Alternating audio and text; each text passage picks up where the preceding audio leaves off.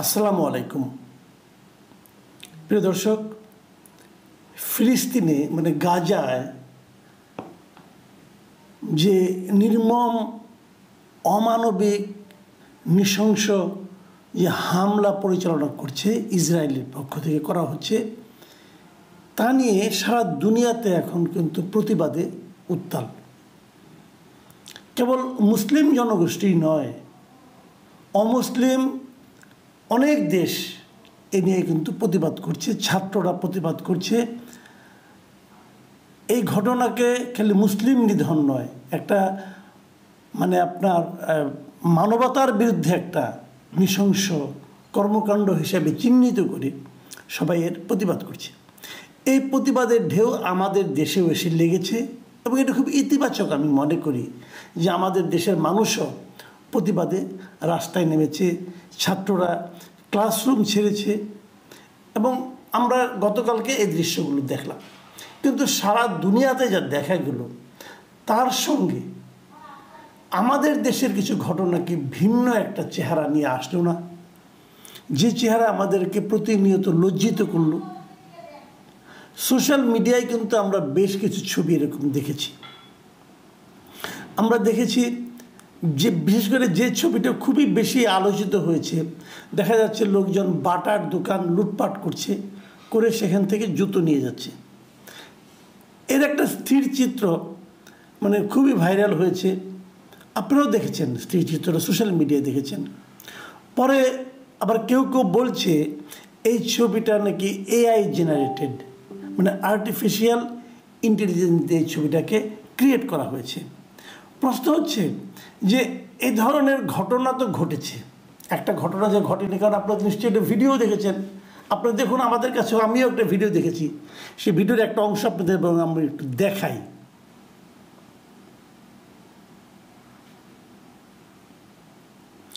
আপনারা এই যে ভিডিওর চিত্রটা দেখছেন, আপনারা এই ভিডিওটা এটা তো সত্য, এটা তো এআই জেনারেটেড না। এর সঙ্গে স্থির চিত্রটা এআই জেনারেটেড হতে পারে, কিন্তু আমি দেখেছি, দেখেন আপনি ওই পা দিয়ে আছে যে একটা জুতার বাক্সের উপর, এখন একটা লোক যদি জুতার বাক্সের উপর হাঁটু দিয়ে চাপ দেয় তাহলে সেটা তো ডেবে যাওয়ার কথা, ডেবে যায়নি, বোঝা যাচ্ছে এটা এআই জেনারেটেড। কিন্তু এই ছবিগুলো কিন্তু সারা দুনিয়ায় ছড়িয়ে পড়েছে এবং সারা দুনিয়ায় ছড়িয়ে পড়ার পর আমাদের ইমেজটা কোথায় যেয়ে ঠেকেছে। আজকে আমাকে কুয়েত থেকে একজন হোয়াটসঅ্যাপে একটা মেসেজ পাঠিয়েছে। আমার মনে হয়েছে সেই মেসেজটা আপনাদেরকে একটু পড়ে শোনায়, তাহলে আপনারা বুঝতে পারবেন। তিনি লিখেছেন, মধ্যপ্রাচ্যের কুয়েত সহ অন্যান্য দেশের ফিলিস্তিনিরা বাংলাদেশের এই ধরনের প্রতিবাদে খুবই লজ্জিত এবং কুয়েতে বাঙালি অধ্যুষিত এলাকায় নিরাপত্তা জোরদার করা হয়েছে। ভাবুন একবার, মানে বাঙালি অধ্যুষিত এলাকায় তারা আমাদেরকে ধরেই নিয়েছে জাতি হিসেবে, আমরা বুঝি এরকম লুটপাট করে থাকি। সবচেয়ে মজার বিষয়, প্রবাসী ফিলিস্তিনি জনগোষ্ঠী এই কর্মকাণ্ডের তীব্র নিন্দা জানিয়েছেন, কারণ কুয়েত, জর্ডান সহ মিডল ইস্টের বিভিন্ন জায়গায় এরা অ্যাসাইলাম নিয়ে কাজকর্ম করছে, তাই তারা এ ধরনের প্রতিবাদ সমর্থন করছে না। ভাবুন একবার, মানে আমরা এমন সব আকাম কুকাম করেছি অলরেডি, যেটা নিয়ে এখন বিদেশে যারা বাঙালি আছে তারা মুখ দেখাতে পারছে না। আচ্ছা, এগুলো করছে কারা? অথবা এ ধরনের কাজে কেউ কি উস্কানি দিচ্ছে? দেখুন, আমি একটা পত্রিকা, আমরা এই রিপোর্টগুলি দেখি একটু। আজকে আমি একটা পত্রিকাকে রিপোর্ট আপনাদেরকে একটু পড়ে শোনাচ্ছি। সেটা হলো দৈনিক কালের কণ্ঠ, এই বসুন্ধরা গ্রুপের একটা পত্রিকা। আপনারা সবাই জানেন এই বসুন্ধরা গ্রুপের সঙ্গে এখন ট্রান্সকম গ্রুপের একজনের বিরোধ কাজ করে, প্রথম আলো গ্রুপ, প্রথম আলোর সঙ্গে এই কালের কণ্ঠ।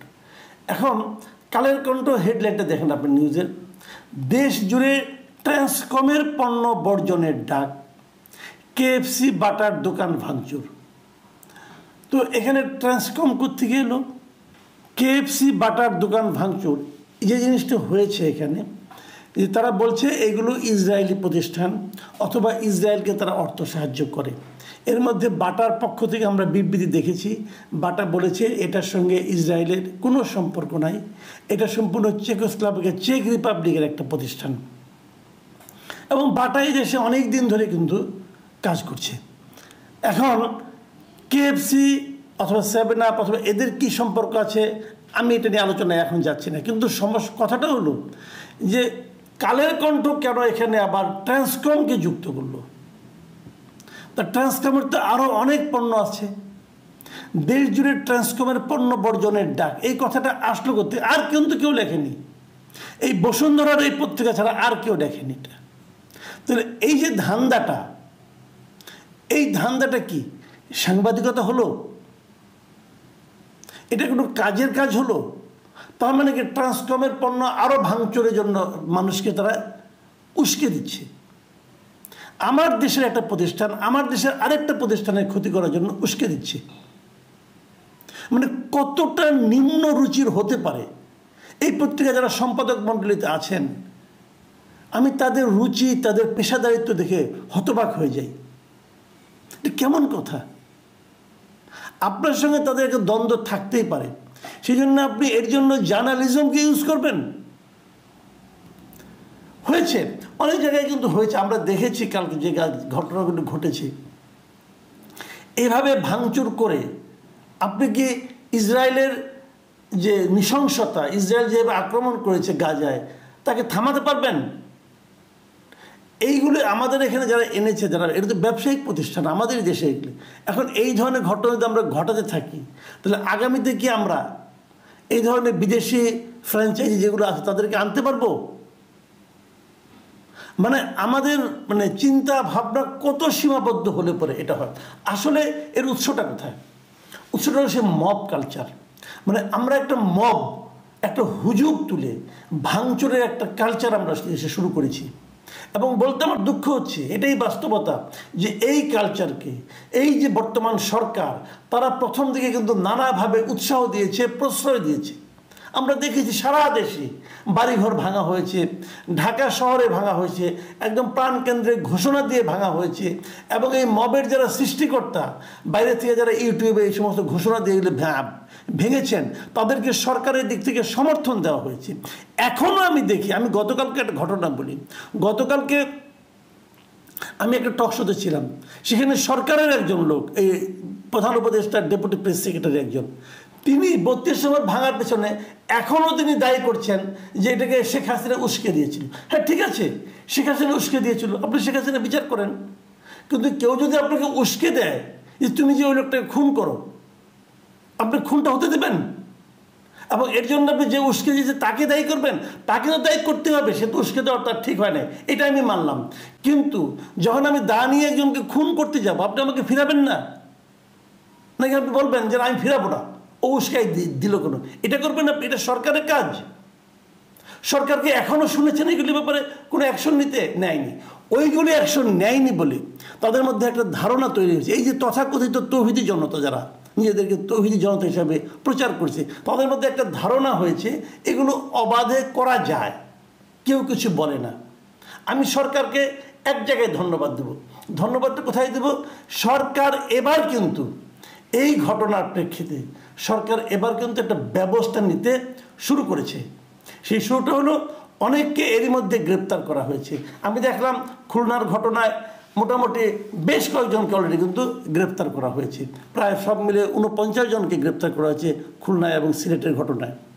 এই যে এটা গ্রেপ্তার করা খুব সহজ, কিন্তু এদের ভিডিও ফুটেজ আছে, এদের স্থির চিত্র আছে, এআই জেনারেটেডগুলি লাগবে না, অরিজিনালগুলি আছে, সেগুলো দেখে দেখে তাকে গ্রেপ্তার করা হবে। এবং আপনি একবার গ্রেপ্তার করলে দেখবেন পরবর্তী সময় কিন্তু আর কেউ এই কাজে অগ্রসর হবে না। কিন্তু সেই কাজটা আপনারা করেন নাই, এবং এতদিন করেন নাই বলে কিন্তু আজকে এগুলো হয়েছে। আমি তো মনে করি এ সরকার উচিত হবে, আগেও যেগুলো ঘটেছে প্রত্যেকটা ঘটনার এরকম তদন্ত করে লোকগুলিকে ধরে বিচারের আওতায় আনা। যতক্ষণ পর্যন্ত আপনি ওই বিচারটা না করতে পারবেন ততক্ষণ পর্যন্ত কিন্তু ধারাবাহিকভাবে এটা চলতে থাকবে। এটাই হলো আইনহীনতা। আমরা দেশে একটা স্বৈরাচারের পতন হয়েছে, আমরা তো হ্যাপি, কিন্তু তার মানে দেশে একটা মব কালচার চালু হবে এটাও নিশ্চয়ই আমরা চাই না। সেই মব কালচার হাত থেকে কিন্তু দেশকে রক্ষা করতে হবে, তা না হলে দেশে এবং বিদেশে দুই জায়গাতেই আমাদের বেইজ্জতির শেষ থাকবে না। আমরা কি সেটা বহন করতে পারবো? করা উচিত হবে? প্রিয় দর্শক, এখন এ পর্যন্তই। আল্লাহ হাফেজ। প্রিয় দর্শক, এতক্ষণ আমরা ওনার কথাগুলো শুনছিলাম।